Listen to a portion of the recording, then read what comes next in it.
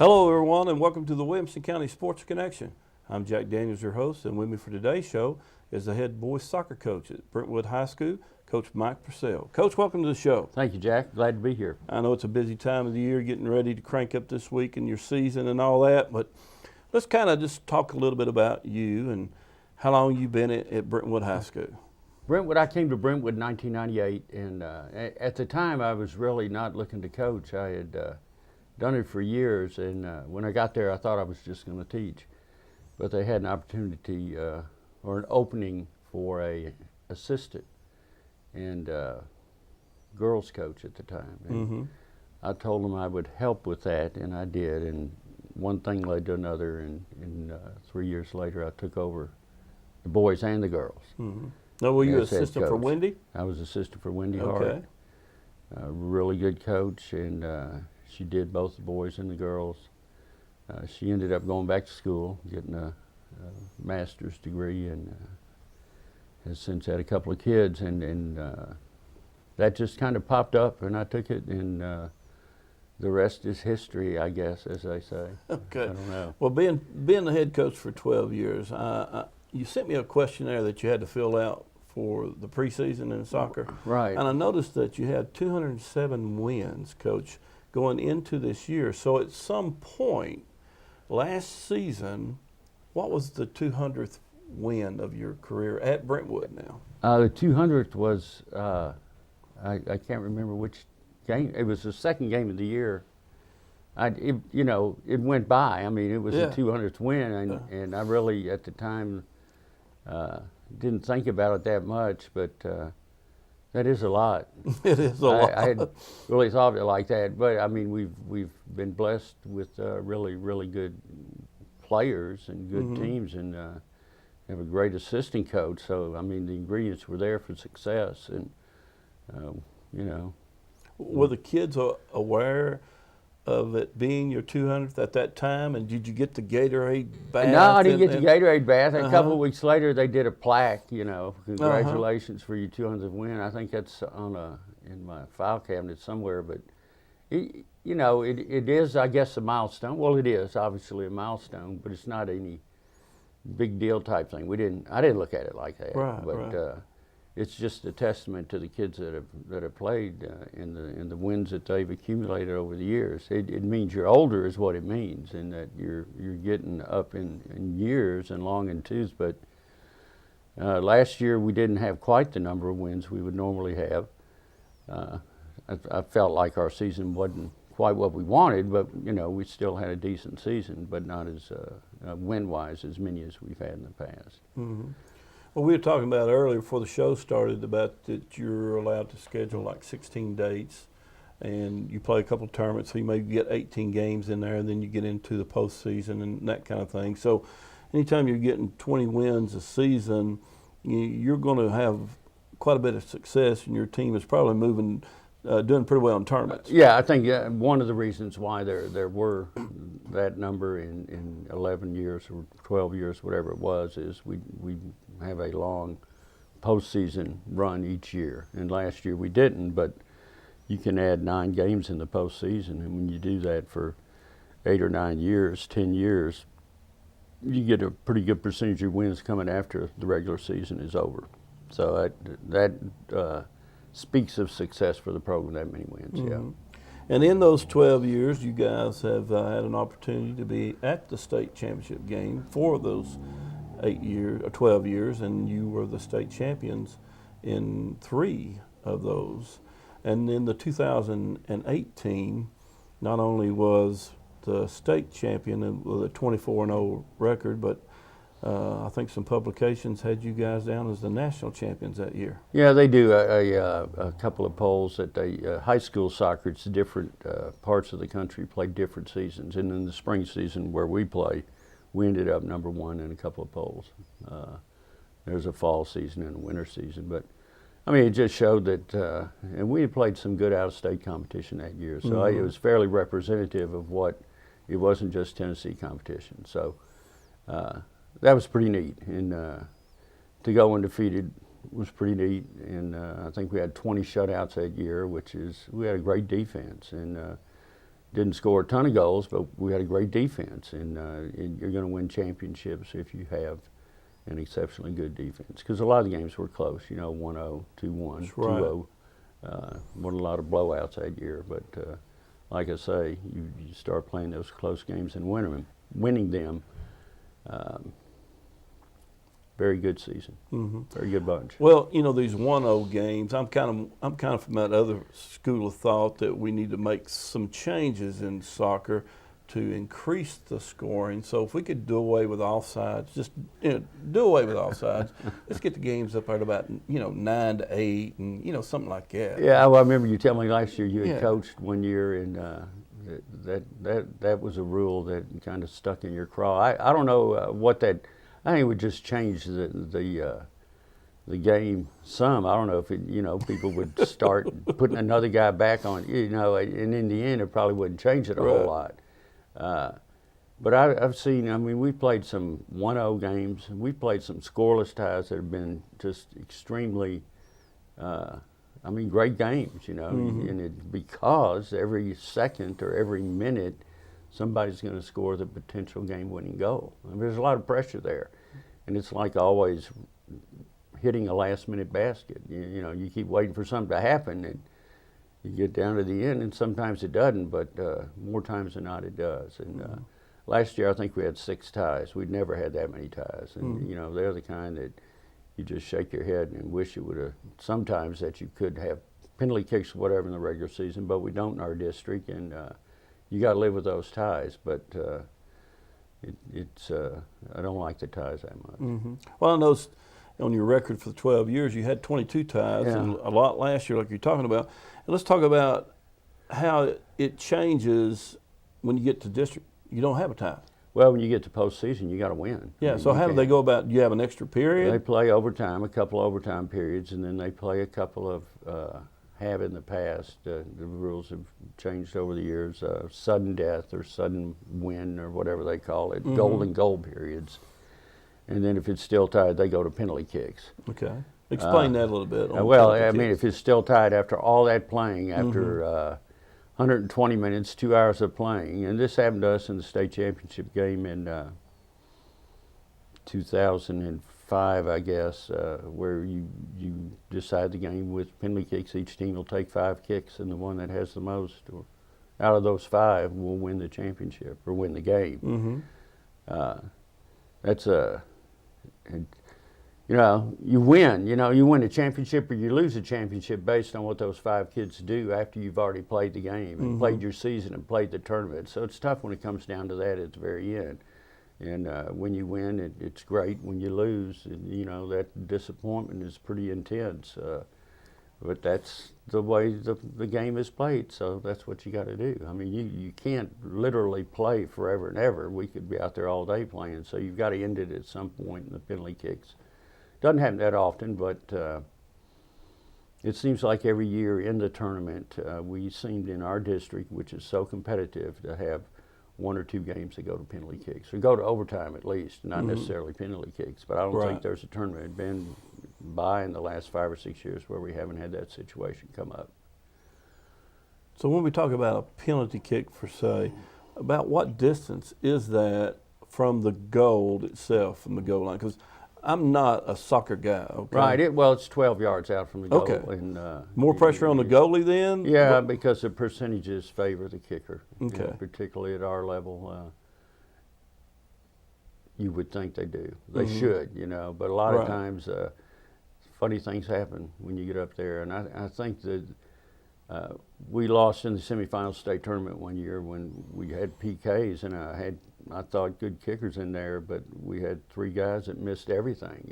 They kicked it wide, a couple of them went over the goal. The keeper didn't have to move. Right. So it's however your team is able to handle that type pressure. But you would think the kicker has the advantage in those situations. Okay. Should have the advantage, but doesn't necessarily happen that way.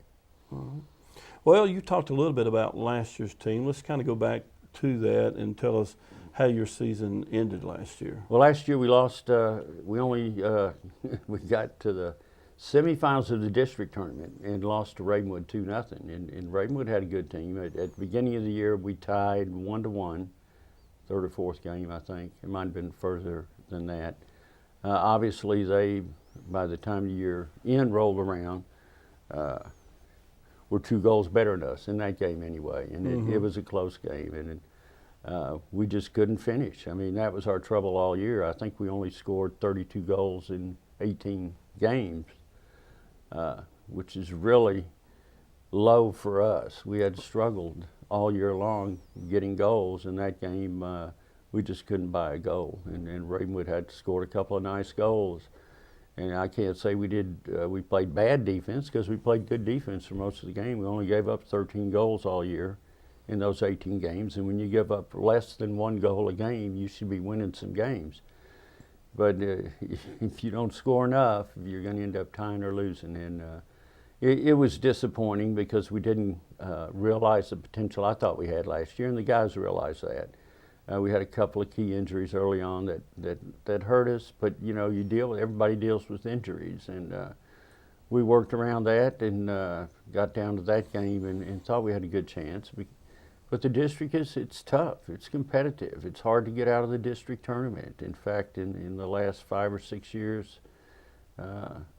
we've had most of those years 2 teams from our district end up in the state tournament. So if you can get out of our district, you got a good shot at going to state and potentially winning the whole thing. I mean, Franklin won last year. We won the year before. Centennial had been to the state finals 3 or 4 years ago. So it is a tough district to play in and to get out of and get further on in the postseason. Now, we mentioned district play. I know football and basketball, it's District 11 AAA, and I know in some of the sports they change what district they're in, but is soccer still District 11 AAA? Yeah, we're 12, and the other district is in our region. It's the district that used to have, well, it still does have. I'm trying to think who we played in the region tournament last year. The Metro teams come out of that region or out of that district, and for years and years it was pretty much automatic to get in. But the region tournament after we made through the district, but that district has gotten much tougher in the last few years. Overton, for example, has had a really good team. So it's not as guaranteed as it was in the past. But you go to the region, and then if you finish first or second in the region tournament, you get to go to the sectional, and from there on to the state tournament. So it's a tough row to hoe. Do you have any new teams in your district this year? Well, we got 2. Summit is in this year. Okay. And Dixon County is back in our district. They'd been in a long time ago, and Hillsborough is out and back in with the Metro teams. I think that happened in all the sports, though. Right. It makes it tougher, because Dixon County's had a good team, very competitive. And Summit, you know, they're new, relatively speaking, but they're going to be good. And I feel like they'll probably knock off one of the teams in our district this year. I wouldn't doubt it at all that they'll surprise somebody. I just hope it's not us, you know, because each time we get a new team in the district, it seems like it takes them less and less time to get very competitive. And I understand. When Ravenwood came in, it didn't take them long to get going, and it's been that way for all the new schools that have come in. They've gotten competitive real quick. Well, let's talk about this year's team. What players you have returning off of last year's team? Okay. I've got 6 or 7 seniors, and they're guys that have experienced, you know, success from the standpoint they've been to the state finals and won the state championship, but they've also lost in the district semifinal, which is as early as you can get knocked out in the postseason, for us anyway, we feel. Got a kid named Austin Petrovich, who's our center defender, who's going to be playing at East Tennessee State next year, and he's a good, solid player. He started all 4 years, and he's rock solid. I mean, as Austin goes, our defense goes, and we, you know, giving up as few goals as we did last year. We had a great keeper in Matt Church, who went on to Clemson. I've got a kid named Joe Hebert who'll be playing goal this year, and he hasn't played goalie before in a high school game. And his first regular game will be on tomorrow night when we open up against White House. But He'll have a good defense, and he's got experience playing goalie. He just didn't. He played midfield for us last year. I've got a couple of midfielders, Alex Smith and Cole McKechnie. Alex will be one of our top goal scorers this year. Cole is a senior, and Cole and Alex are our captains. They'll provide some really good leadership. A couple other guys, Kenny Harasawa will play up top. Needs to score this year, had kind of a down year last year. Hopefully these guys who had gone from winning the state in 2012 to the season we had last year as juniors can get back to where they were. I'm not saying we'll go to state, I'd love to, but they know what it takes to get there, and I have enough of them around still that it'll help the younger players get into that frame of mind you need to be in to play hard every game, because you can't take any game for granted. Mm-hmm. Every game is competitive. Mm-hmm. So do they still have a position they call sweeper? Well, yeah, yes and no. I mean, most teams. Wouldn't that used to be like your best player was their sweeper or something like that now, Coach? The sweeper is what would be your center defender in a certain system, and nowadays most teams play 4 defenders flat in the back. Okay. You know, we still kind of have a guy who lays behind our 3 defenders, and he still has that label attached called sweeper, although he's a center defender, a central back, whatever you want to call it. But Austin, in our case, is our best defender, really good defender. He's very mobile, he's very savvy out on the field, and I like a player like that if, you know, because it can help take away from any weaknesses that your outside backs may or may not have. I'm not saying ours do, but he's the guy that sweeps up the mistakes or picks up the junk, or he's kind of the leader on defense. He's a big talker, and he guides us from the back. But yes and no as far as that term goes. You get all different terminology nowadays, but you know, formations are different, but pretty much most teams nowadays will play 4 flat in the back. Okay, so I'm going to get real soccer 101 here. Right. Okay, games beginning, the ball's at the midline, right in the middle of the field. Right. Who is that guy? Who is that guy that's going to have the ball to start the game, to kick it backwards or? I mean, most of the time I've been watching, it kind of goes back to one of their teammates a little bit. Yeah, usually, I mean, when you kick off, your striker will be up there, your center forward, or whoever's playing up top. It depends on how many players you have that are playing offense. Or so who's that guy for you? Center mid. For us, it'll be Kenny Harasawa. Okay. And he's a natural forward, and that's where he feels at home. Last year he had to play some midfield because we had injuries. But, yeah, you go forward or backward. You've got to touch it and get it moving before the game can officially start. Okay. But a lot of so teams the guys play can't run back. past that midline until he touches that ball. Correct. Okay, I was wanting to send somebody deep on on the first play, you know, like that would not work. Okay, offsides would get me, wouldn't it? I don't know what I mean, if you're running off before the play starts, you have to restart. Okay, they wouldn't you give. couldn't get it like a 10-yard run and shoot and just well, cross on. You probably could, but it would be illegal. Oh, okay, they would stop it. Okay, so some of the plays I've got drawed up for like sandlot soccer probably wouldn't work. And they wouldn't work in a game, but they'd work on the sandlot like any other play in whatever sport you have, sandlot, you know. Okay, let's talk a little bit then about as far as the district itself. You mentioned Franklin last year was undefeated. They won the state championship.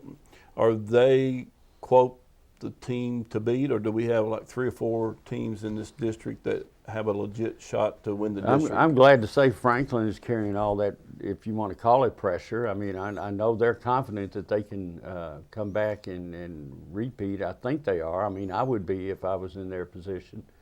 I think they have all their 4 top defenders and their keeper back. So, I mean, they've got a really, really strong team and quite a few returning players with that state championship experience. And there's nothing quite like that when you go all the way, because it's hard to win state. And I'm sure they would tell you that you don't really appreciate how hard it is until after it's over and you look back and say, dadgum, you know, in each one of these games, or this is what we had to do to get this far.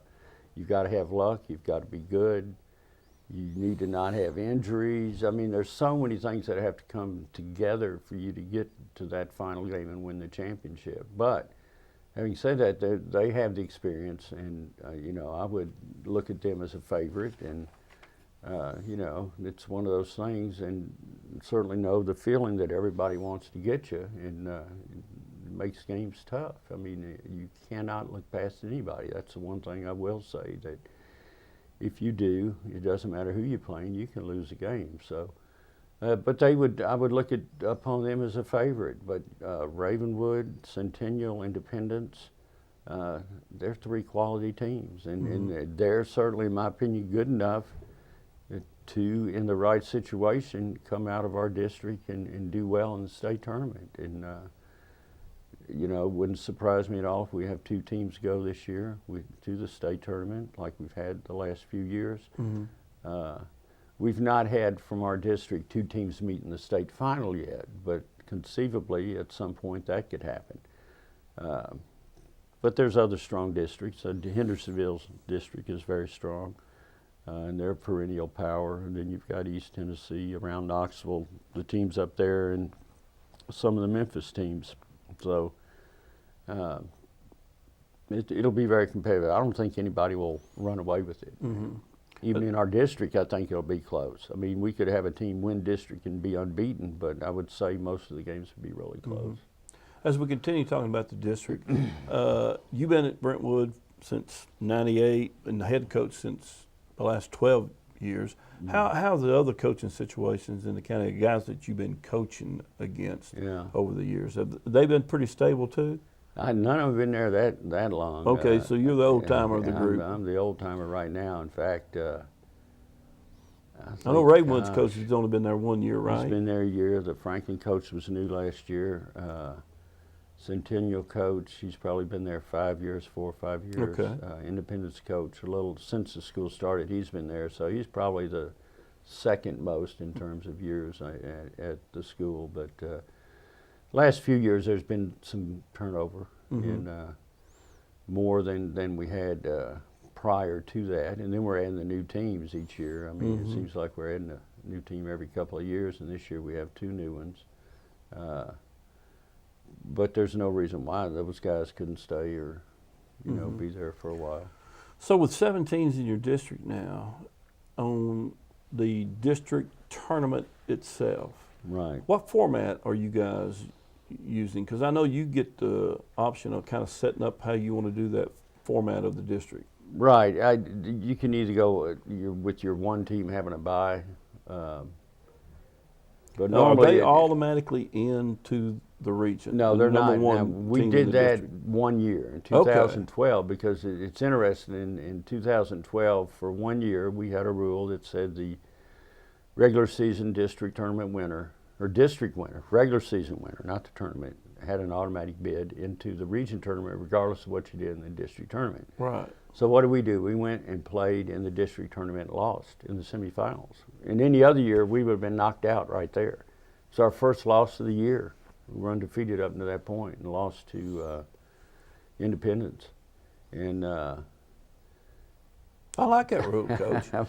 We liked it a lot that year. I was going to say because you won a state championship. Sure, and for us, I think after that year, it got repealed by the coaches, and the rest of the coaches didn't like it that much, which I understand, fine, because I didn't care one way or the other whether we had the rule or not. But we happened to be the one time we had the rule, we lose and take advantage of the rule, because that meant the 2 teams that played in the final of the district tournament, one of them wasn't going to advance. Wasn't going to advance, yeah. And it turned out to be the team that beat us. And then we go on and win the state championship. So it was just a weird situation, and that's not the way it is anymore. You have to win. It's great if you win. Your reward for winning the regular season is you get the #1 seed in the tournament.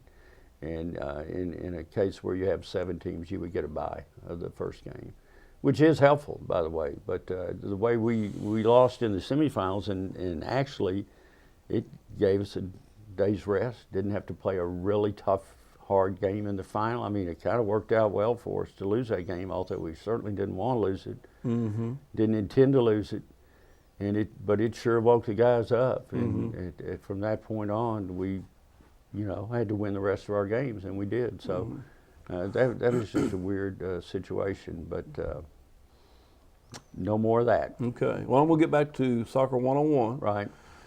Ball goes past the end line, and you got a corner kick. I'm going to call it a corner kick, where you got the ball, you're on the offense, and everybody kind of lines up. It seems like to me, right there near the goal. Is there a line that they can't go past as they line up, or is it kind of all free territory in there? Well, I mean, you can't get more than 10 yards closer to the kicker. Okay. I mean, and you have a line that's 10 yards from the corner, and you can't advance. You can have offensive players there, but you can't have a defensive player go any closer. And as soon as the ball is played, I mean, there's no offsides directly from a corner kick. I guess there could be, but it would be very rare. Mm-hmm. But the ball is normally played into the middle, and you hopefully get a shot off of that and put it in the goal. But if you get a shot, it bounces out, and one of your guys gets it and shoots it back in or puts it back in the middle. If the other team has pulled their defenders up, you can get caught in an offside situation there. But it is pretty much you got to attack the ball in the box, both offense and defense, and you see some great plays there, and offensively and defensively. But it's a great opportunity to score, and some years we've had really great success with that. Other years not as much. Last year we weren't as strong as we were the year before. The year before we'd scored a ton of goals off restarts like that, and but teams that consistently do that well certainly. It's a good thing, can have an advantage over other teams. So. Well, Coach, we're getting close on time, but tell us who's assistant coaching. Who's your assistant coaches? Assistant coaches this year I have two. Kyle Crow, who graduated from Brentwood back in the early 90s and played at UT. He's been with me 12 years, 11 years. Great coach, knows the tradition of the program. And then this year we have a young lady named Maggie McLaughlin helping us, who played at Brentwood, graduated in 2006. Was an all-state girls player, tough player, and she's worked out well coaching the guys. So we're excited about that, looking forward to a better year than last year. Well, Coach, thank you for joining us, and best of luck this year for the Brentwood Bruins in 2014. Appreciate it. Thank you very much. Thank you for joining us during this segment of the Williamson County Sports Connection. I'm Jack Daniels, your host.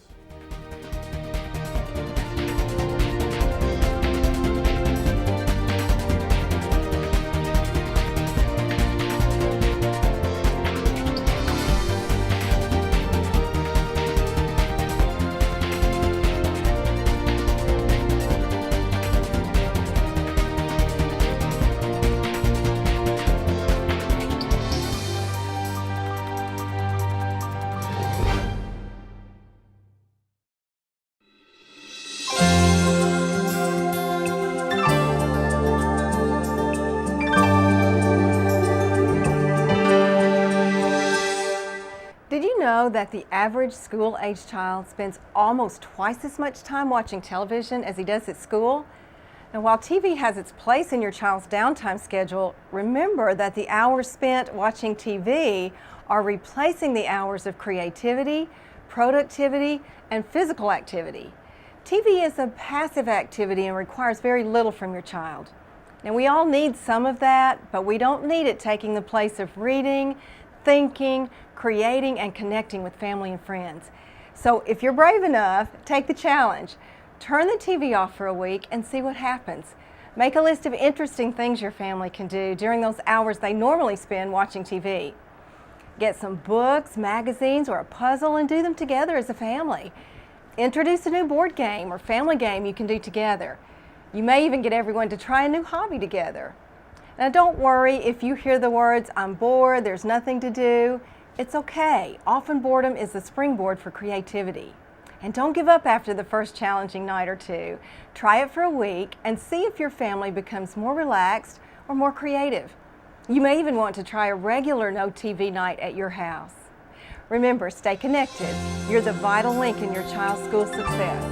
I'm Joan Tidwell, and this is the Parent Connection.